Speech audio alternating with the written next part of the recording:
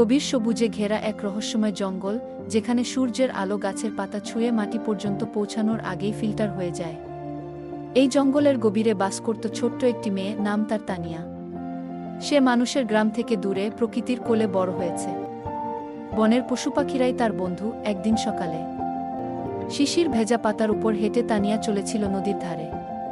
হঠাৎ ঘন ঝোপের আড়াল থেকে ভেসে এলো এক ভারী নিঃশ্বাসের শব্দ।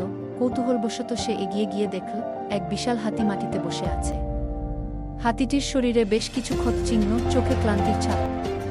তানিয়া ধীরে ধীরে হাতিটির কাছে গেল। সে ভয় পায়নি, কারণ সে জানত প্রকৃতি কখনো তাকে আঘাত করবে না যদি সে প্রকৃতিকে ভালোবাসে। হাতিটিও যেন বুঝতে পারল মেয়েটি বন্ধুত্বপূর্ণ। সে দীর্ঘ নিঃশ্বাস ফেলল, যেন কষ্টের বোঝা নামিয়ে রাখল। তানিয়া চারপাশে তাকিয়ে দেখল, হাতিটির পায়ে একটা লম্বা কাঁটা ঢুকে গেছে। সে ধীরে ধীরে হাতিটির কাছে গিয়ে মিষ্টি গলায় বলল, আমি তোমার বন্ধু, আমি তোমাকে সাহায্য করব। হাতিটি স্থির হয়ে তাকিয়ে রইল, যেন বুঝতে পারছিল তার কথা। তানিয়া হাতিটি শান্ত আছে দেখে সাহস করে কাঁটাটি বের করে দিল। হাতিটি ব্যথায় সামান্য কেঁপে উঠলেও কোনো আক্রমণ করল না, বরং কিছুক্ষণ পর গভীর কৃতজ্ঞতায় তার লম্বা সুর দিয়ে তানিয়ার মাথায় আলতো করে স্পর্শ করল।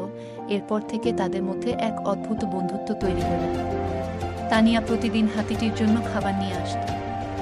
হাতিটিও তাকে নদীর ধারে নিয়ে গিয়ে জলখেলি করত। একদিন গ্রামের কিছু শিকারী বনে প্রবেশ করল। তারা হাতিটিকে ধরতে চাইছিল। তানিয়া বুঝতে পারল, যদি কিছু না করা হয় তবে হাতিটি বিপদে পড়বে। সে দ্রুত দৌড়ে গ্রামে গিয়ে সবাইকে ডেকে আনল। গ্রামের বড়রা একত্রিত হয়ে শিকারীদের বুঝিয়ে দিল, বন্যপ্রাণী ধরা ঠিক নয়।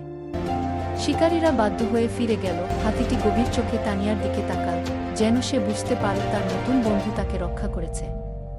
এরপর থেকে তারা আরও কাছের বন্ধু হয়ে গেল। এইভাবেই জঙ্গলের মেয়ে তানিয়া আর বিশাল হাতিটির এক চিরন্তন বন্ধুত্ব গড়ে উঠল। এই বন্ধুত্ব ছিল প্রকৃতির নিয়মে বাঁধা, যেখানে ভালোবাসাই ছিল একমাত্র ভাষা।